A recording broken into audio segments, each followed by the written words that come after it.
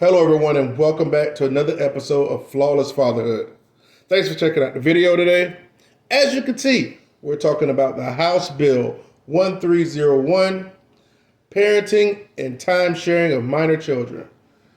This is a bill that went into effect July 1st, 2023 for the state of Florida. Okay, let's just run down the bill history real quick. As you can see, on March 1st, it was filed into action and then followed by some actions from committees and subcommittees. And then it made it from the House to the Senate for some action on April 26, 2023, all before being approved by the Florida governor on June 27, 2023, ending with the chapter number 2023-301 on June 29th, 2023. A summary of the bill. Parenting and time sharing of minor children removes requirement for unanticipated change in circumstances in order to modify parenting plan or time sharing schedule, creates reputable presumption that equal time sharing is in the best interest of the child, provides standard evidence of evidence to rebut such presumption, requires court to evaluate certain factors and make specific written findings of the fact when creating or modifying timeshare schedule, authorizes modification of timeshare schedule. To be honest, that was just a bunch of legal jargon, word salad, but hey, it is what it is. Let's go back to the House Bill 1301 page, where you can go down to the bottom of it and click on the link 2023-301. At the bottom, it's actually June 29th, 2023. It'll take you to more verbiage, actually titled Committee Subtitle for House Bill 1301. My apologies, Committee Substitute for House Bill number 1301. I'd like to highlight that under number 6, section 3, it states that if a parent residing greater than 50 miles moves within 50 miles of the child or other parent, then that move may be considered a substantial change in circumstance to modify the time sharing. Keywords: may be considered. May be considered. May be considered. See, listen, these laws, it's all about loopholes and, they get their little, like I said, their little wordplay in there. May be considered. Didn't say will be considered. Now, I know some of you may be thinking it's the same thing, but really it's not. It said may be considered. It doesn't have to be considered at all. At the end of the day, understand that the ruling at the end of the day is in the hands of the judge. Know that for a fact, okay? Okay, so also further down in that section on that page states that the court shall order parental responsibility to be shared for minor child unless court finds it would be a detriment of any of the following evidence.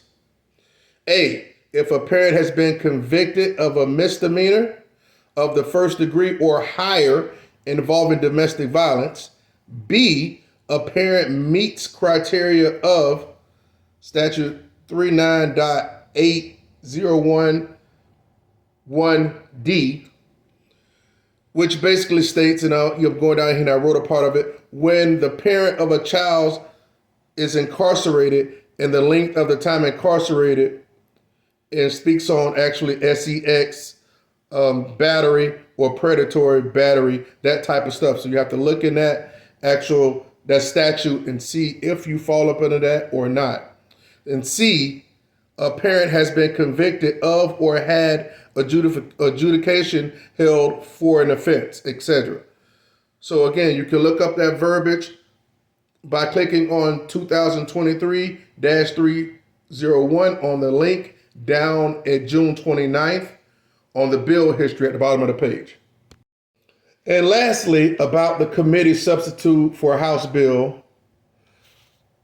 On that same page, it has the best interest of the child factors on it as well. You're going all the way through A through T. Some of it may or may not be relevant to you and your situation and the child and the mother, but you want to crush all of these factors as possible. Okay?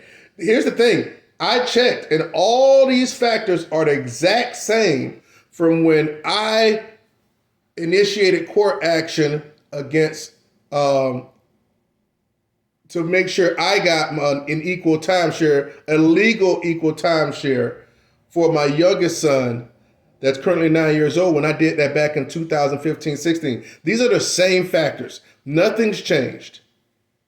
And because I crushed these factors and I was actively involved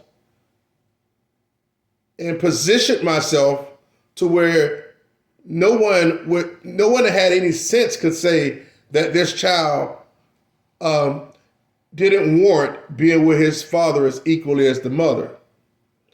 So in which that video will be coming up a little later to show you how to crush these factors and actually show you how I crush those factors so you can know how to position yourselves.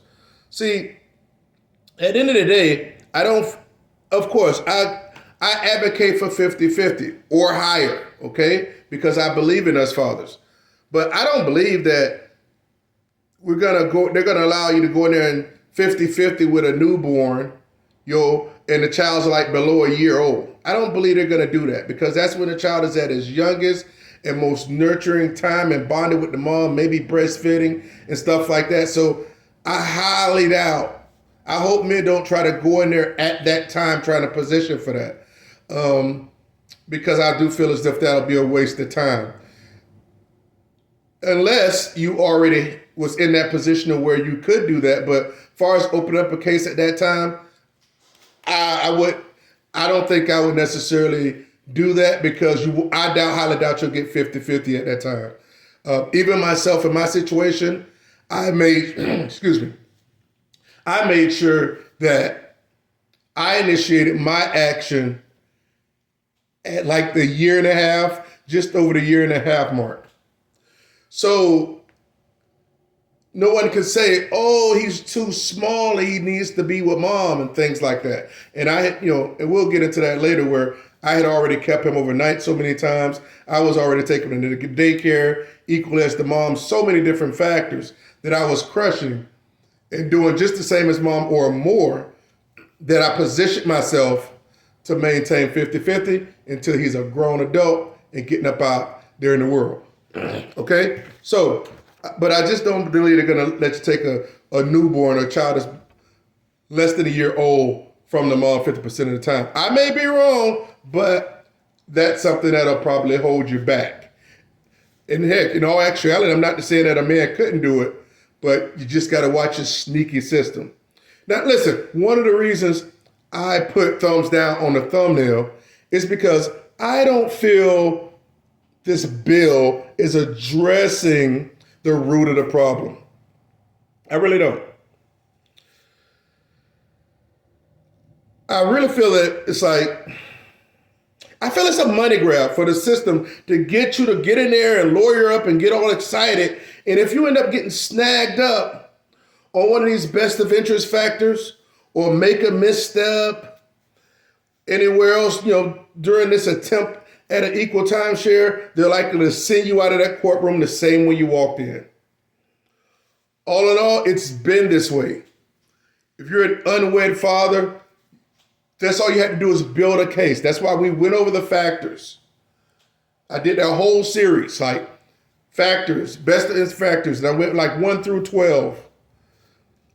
It gave you insight in how to crush those factors. I'll go over it again because it's very important, because those are the things they're going to look at and the things that you can build yourself a case. And I mean that, build yourself a case.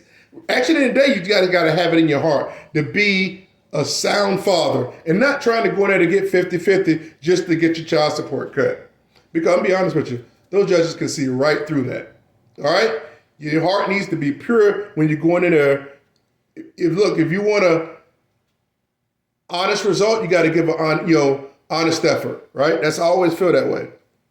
So I just feel like at the end of the day, like I said before, they're not addressing the root of the problem, and you can crush the factors just like I did. I'm not anything special. I just had the fortitude and determination to go ahead and do it. I just feel this bill is a little bit disingenuous and it's making like something's new when it's really not. That's my whole point. It's really not.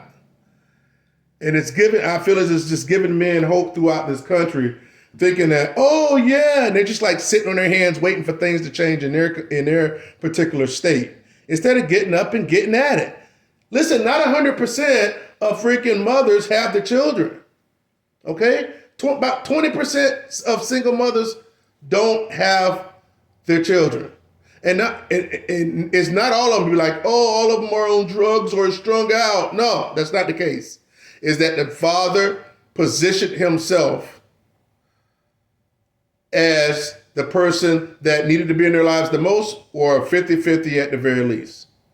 Okay? Listen, guys, I'm not an attorney. This is not legal advice. It's only critical information that I'm putting out there. But what do I know? I'm only a freaking divorcee that positioned himself to be the primary residential parent of his two oldest sons.